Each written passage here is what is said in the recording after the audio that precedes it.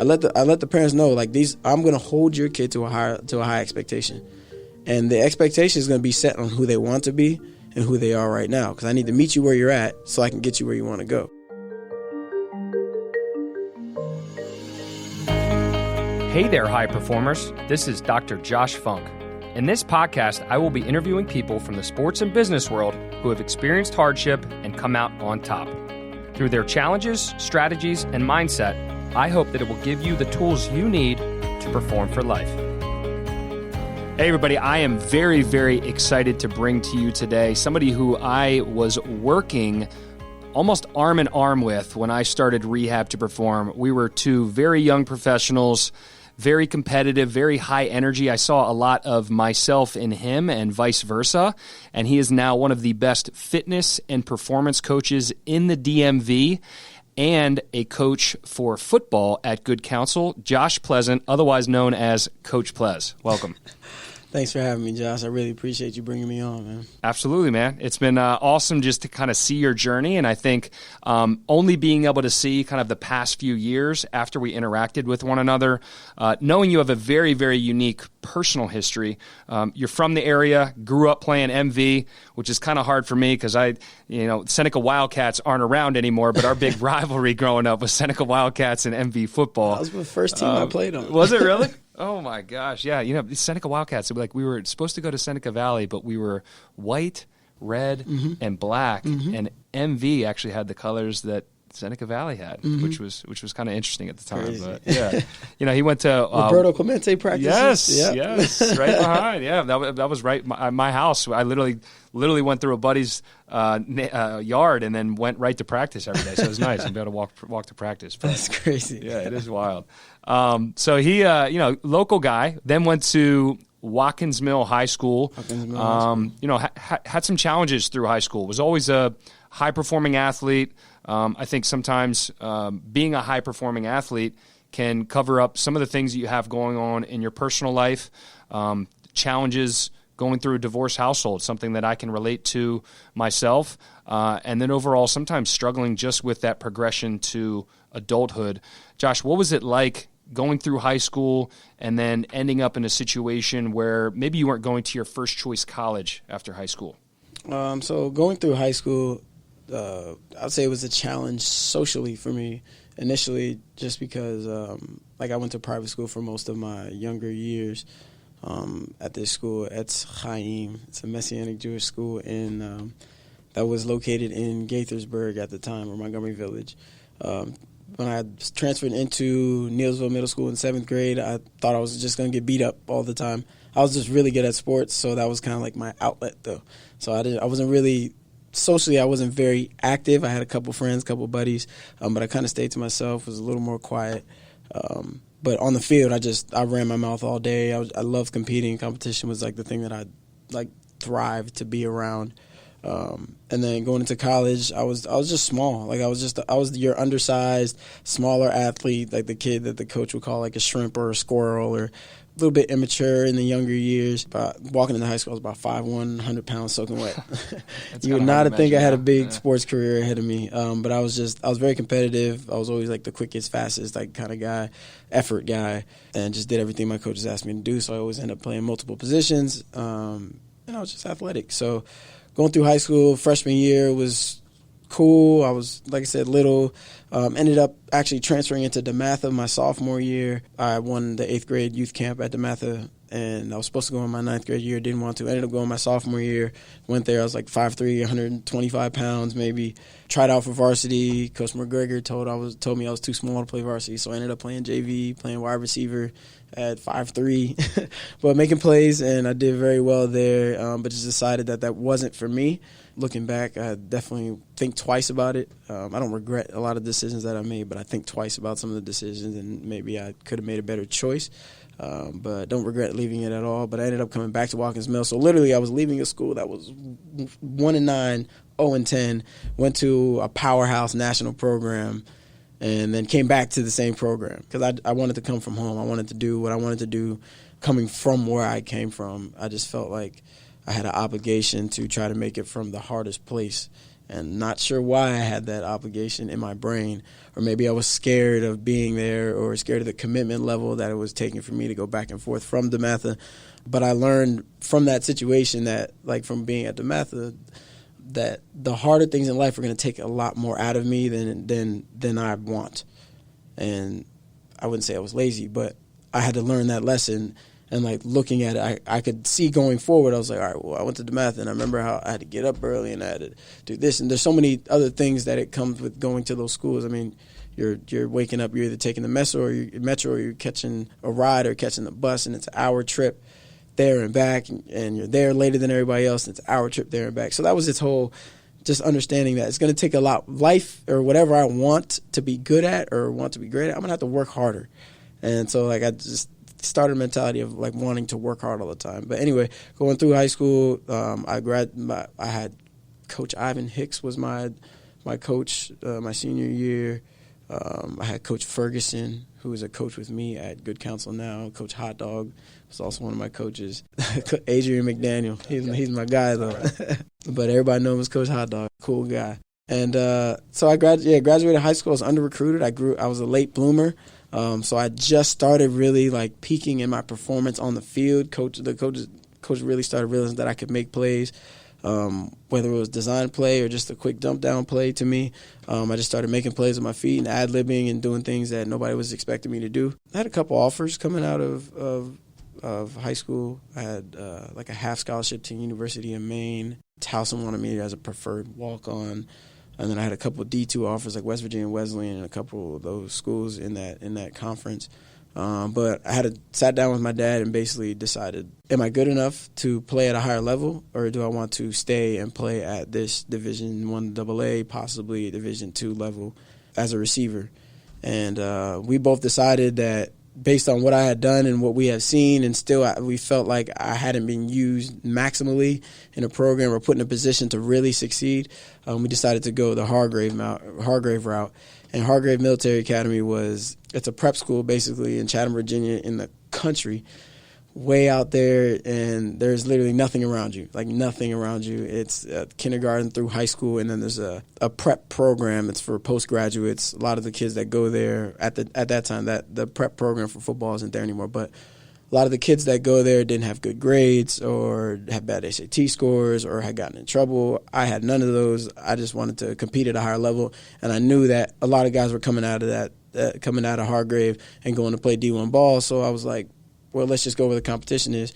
My uncle Kenny was the guy that actually, like, put that in place and knew about it, and created the opportunity for me to get up there and go through a tryout and all that. And I remember being scared to be there. I remember the first day going up there after I did the tryout and everything, and the first day that I went up there, and my roommate was Terrence Kearns, used to be a Frederick legend at running back. And I just remember, like, just being scared and unaware that things were going to change that fast, having to put all my clothes away, giving them my cell phone, getting everything away, and then putting me in a military uniform, shaving my face, nothing on. And I remember just that night just bawling my eyes out, just like, what the hell am I doing here? Why did I do this? I actually chose to be here. I chose to do this. And then waking up in the morning, I'm like, this is crazy. Like this is crazy. How do I? And the next thing I know, I'm scrubbing toilets and cleaning up, doing stuff that I never, like, why am I doing all this stuff? Like, you're up at the crack of dawn, you got to be outside standing in formation at 6:10 in the morning. Like, why do I need to be doing this? And it just took, I mean, obviously there's a lot of guys there that are all trying to move on to the next level, but it just took a lot of in-depth thought personally, because you don't know people initially. You can't just call home to your parents initially because they didn't give us our phones at the beginning.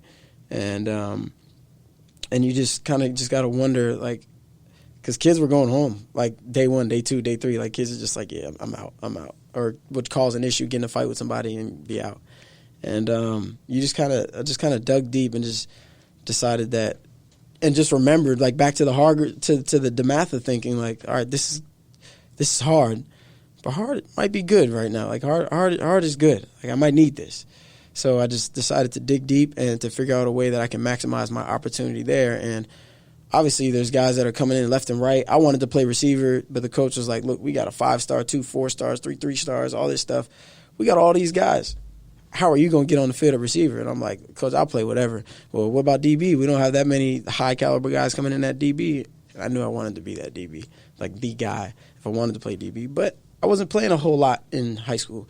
I was more of a receiver guy, the offensive threat. So kind of got baited in by the coach and be like, oh, you can't play DB? What you saying, you're not an athlete? You can't do that? And me, nah, I'll play that. Yeah. And I ended up like, that's when I ended up to switch to DB and to switch to a cornerback. And that was its own challenge because I had to learn how to play that position, and where I was typically high school and college. And not only that, but compete against some of the top players in the country, and having to compete at a high level every single day, walking a mile to practice to have to compete with all your equipment in 102 degrees because we're in the middle of the summer in Virginia in the country, and just having to compete at that level. It's kind of interesting you bring that up, like, brought up choice, right? Personal choice. And I think this applies a lot, especially you probably see it with a lot of the young people that you work with on a regular basis. But we can either choose to struggle now or choose to struggle later, right? You decided that a struggle at DeMatha wasn't necessarily something that you saw value in, and it took you a little bit of time to eventually see that struggle was valuable to you.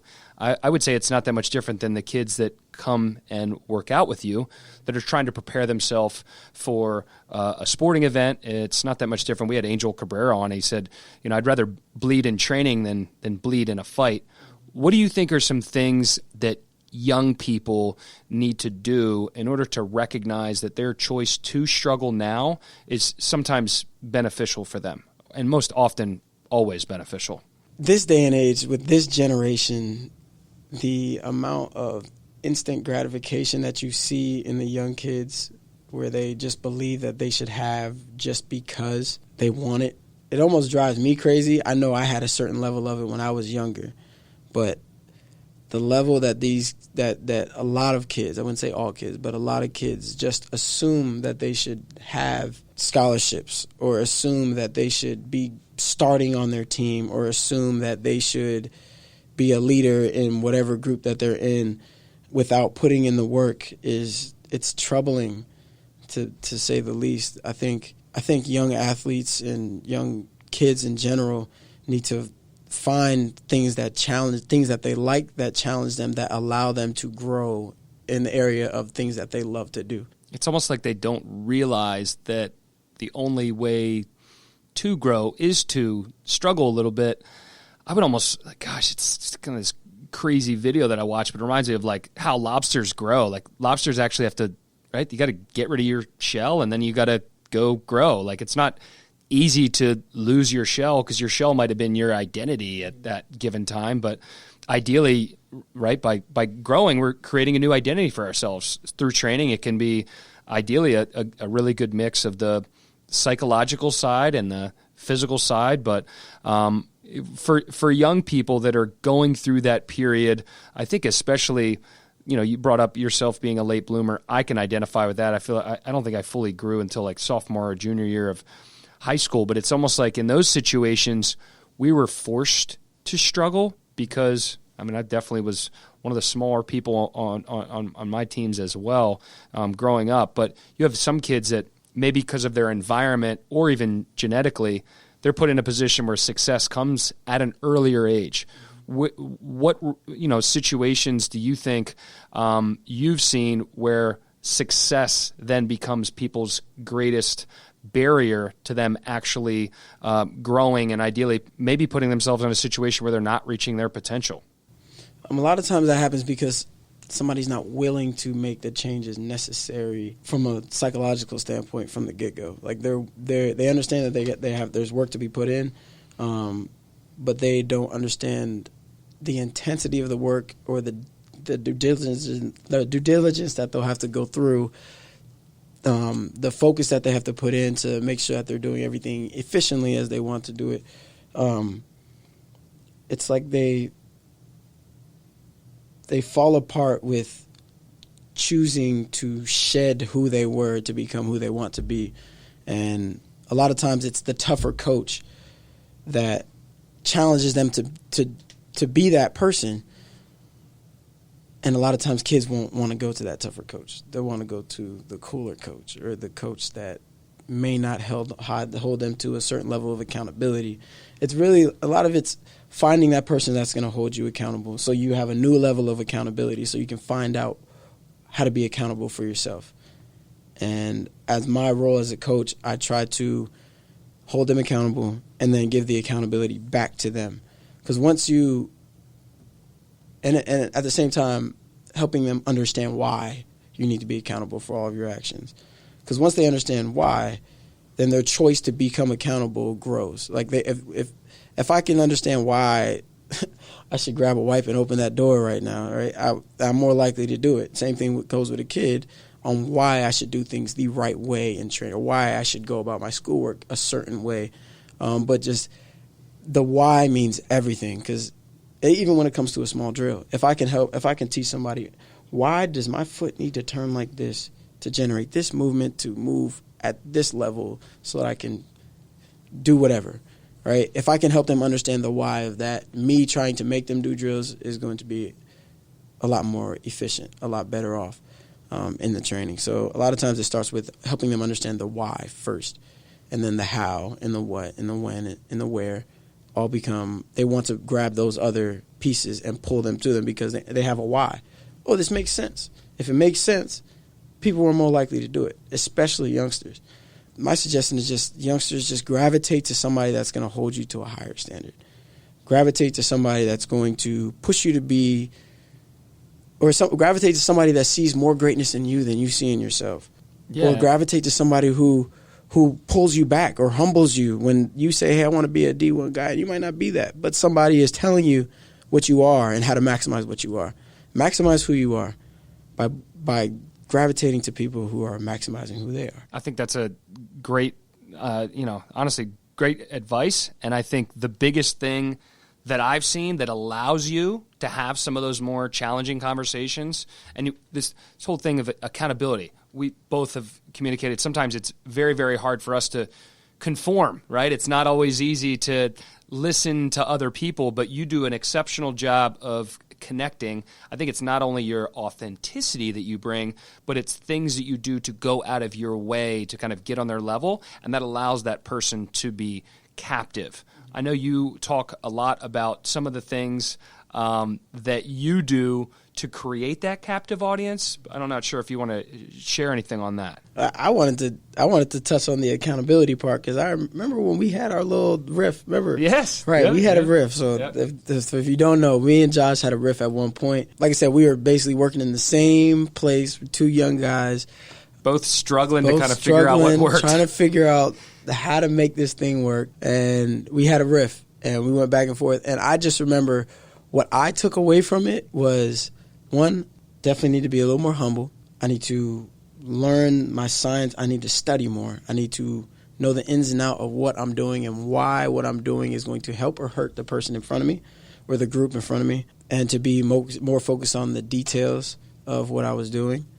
And I mean, that from that riff, there was a lot of things that I learned from working right next to you guys at Rehab to Reform. But as a professional, those things are the things that really like dug deep, and it really just made me more accountable for the level of trainer that I was, intellectually, and like the knowledge that I could bring to the table.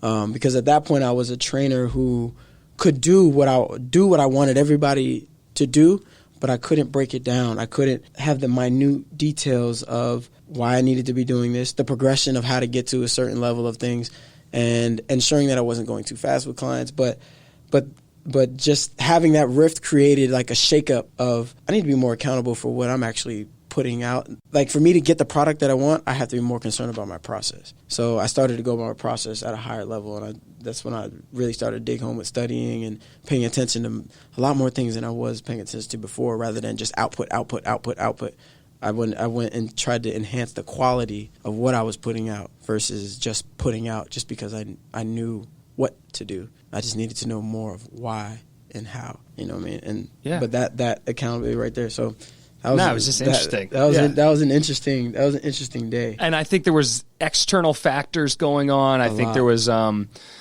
some things we were focusing on externally, both that might not have been as productive. And I remember just looking back at that and just the whole thing, and I'm like, man, it was a tough environment. You have two people who are both just trying to make it. And admittedly for me, just not investing in our relationship as much at that given time. I was focused too much on the competitive aspect of it, which was so silly. Yeah, it was very looking back on it, it was just silly. Yeah. It's there's plenty of people to work with. You're doing well now. I'm doing well. So just look at the general trajectory. And not only that, there's a ton of other people that are doing well. So just I took a lot of just perspective, I think, from that conversation, and definitely took a little bit more of an internal focus in terms of what I needed to be controlling on a regular basis, what I needed to be focusing on, what really mattered.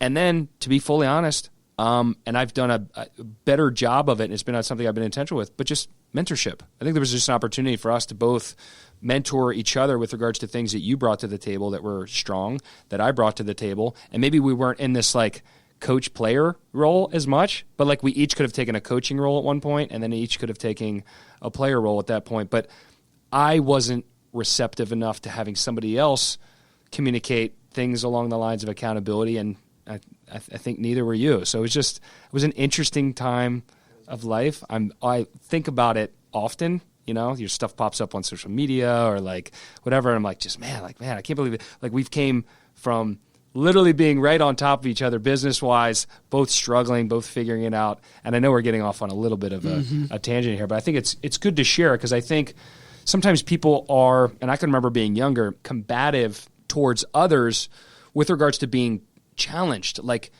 Bring back the lobster analogy again, but we're straining, we're stressing, or somebody else is putting external stress on me while I'm putting internal stress on me. I'm not ready to grow. No, stop. Right. Don't tell me what to do. And I think, getting back to you and just youth athletes, and then sometimes even parents, them being huge barriers to their own child moving forward. Really? What do you do in conversations, in situations like that? I mean, that's got to be equally challenging, because not only you have a young person who says, hey, I want to be that dude on the field, and the parents are like, oh, yeah, hey, we want to provide him everything, but they're not working hard, and the parents have a different mindset or perspective of what's going on with that young person. Mm-hmm. The parent dynamic in the world that I live in is interesting, because it's a good word choice.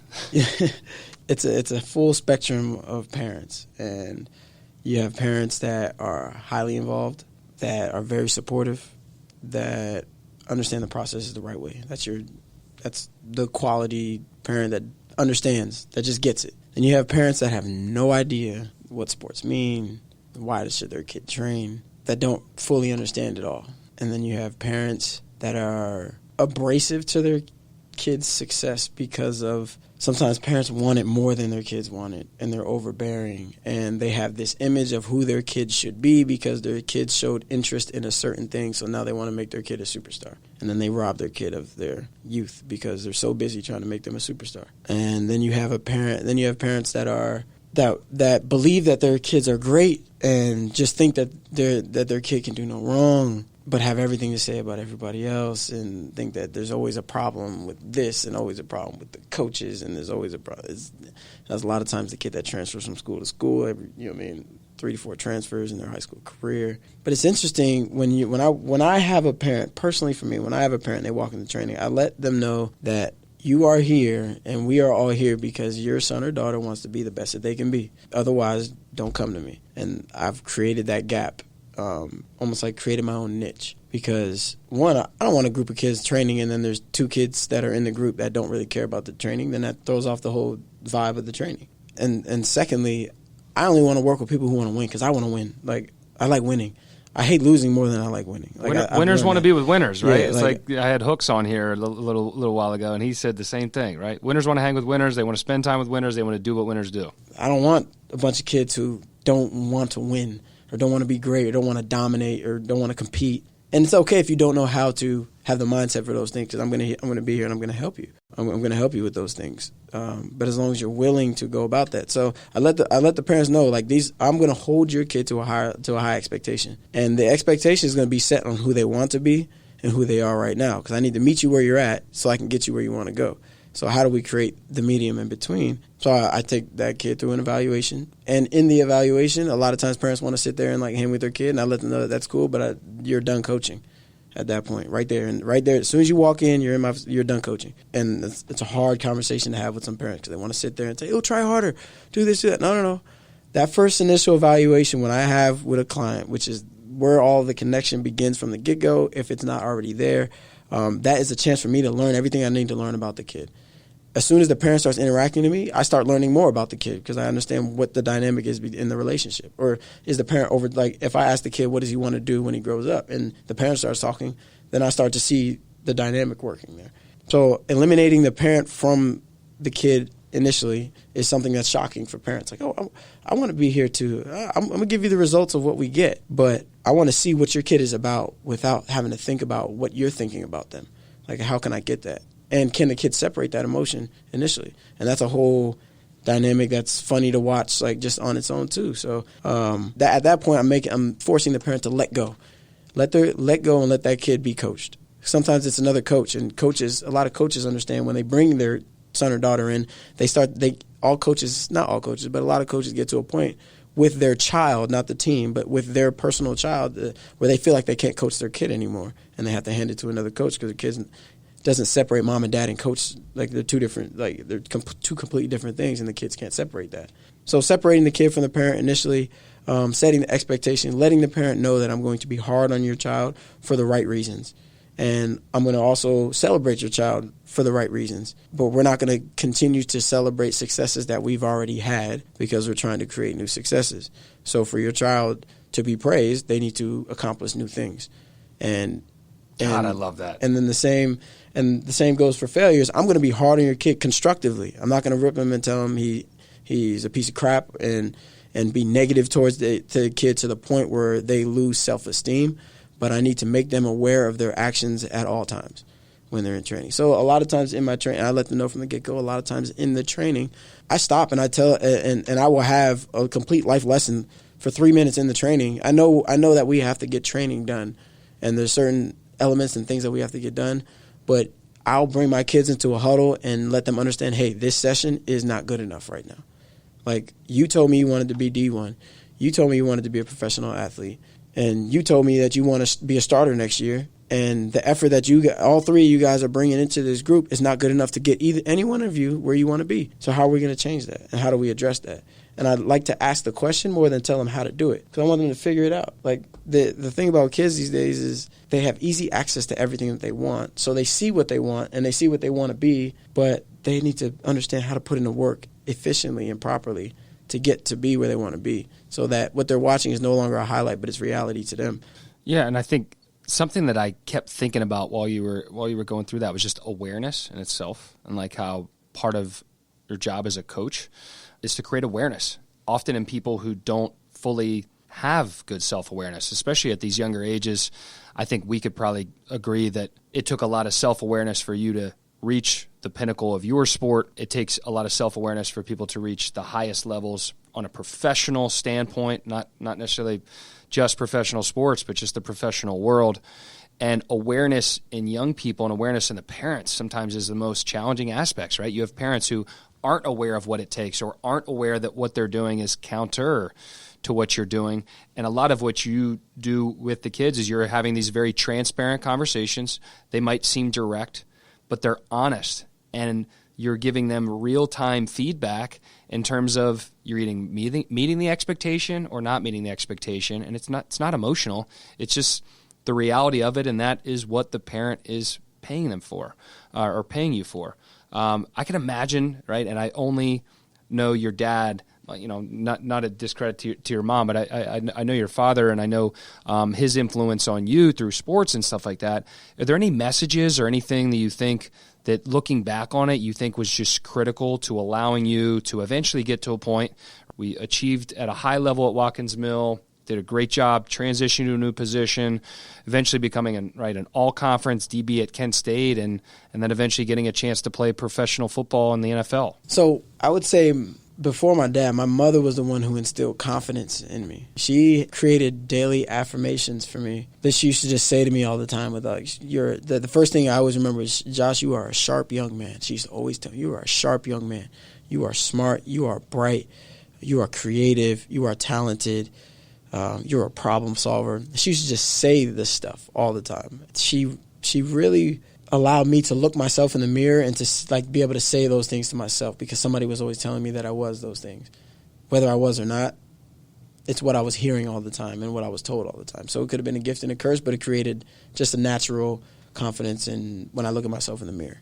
And my dad was kind of the guy. He was the constructive criticism guy, and sometimes overboard to an extent, but he was the constructive criticism guy who always would let me know where I could do things better. One big thing that my dad always pushed me to, he was the one that always pushed me to the competition, to have me try out for the travel baseball team, or have me try out for the all-star soccer team, or have me go to a DeMatha camp, or just go to DeMatha in general, or switch and go to and create the option for Hargrave. One of the things that I remember my dad doing was, for me to go to Hargrave, he took money out against the house. Like I lived in a single family home, but I wasn't rich. We had 5 kids, and it was in Germantown, which wasn't bad at that time. But they had to take money against the house, so he had to sacrifice for me to be where I wanted to be. And I never took that lightly, because I understand the effect that it created into my family. Like that's something that you're literally affecting our family wealth, because you want me to be the best that I can be.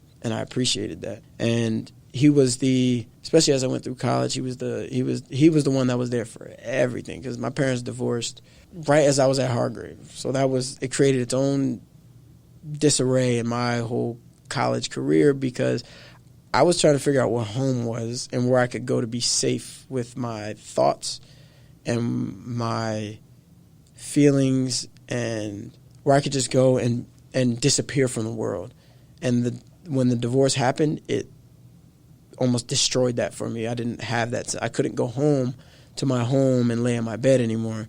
Now I'm living 2 houses up the street with animosity, looking at the house that I was living in.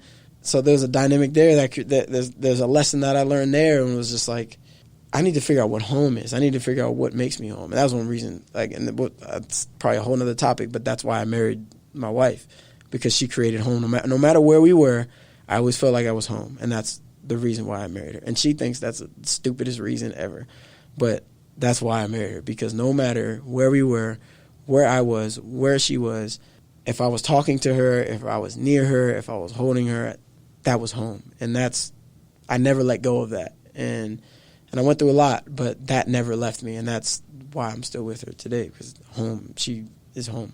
That's why. Yeah, and it sounds like you've had some fortunate people to surround yourself with, to ideally be that driving force behind you. And I think hearing you now, I mean, I've seen this evolution. I'm much more aware of now, like, your path, your journey. I feel like you're in a great spot. Is there anything that you're currently working on, either within yourself or externally, that you want to share about? I want to be the person that somebody can cling on to when they need help, or when they need somebody in their life to help guide them a little past whatever they're trying to go through. So I've kind of taken on a couple mentorship roles over the past year and a half or so, maybe about the past 2 years. I have kids that come home from college that want to be a trainer or just want to be around something. I have guys that were working to play in the NFL, and the dream didn't happen right when they wanted it to, or it just didn't happen at all, and they're trying to figure out what to do next. And I remember where I was at in my life when I was trying to move on to the next phase. So, like, just being that for somebody. And I have a video guy that I'm working with, my man Kevin, and I'm trying to help mentor him into how to turn his media production company that he dreams of, how to turn that into a real product that he can create reproducible results with. Just being that, and like a guy like Matt, Matt Choi, just being somebody that gives other people a buffer to either gain a little bit of new information, be motivated by something, or find a solution to how they can be better at what they want to be. I've kind of taken that under a role. That's new for me. I am working on online training. That's something I'm working at.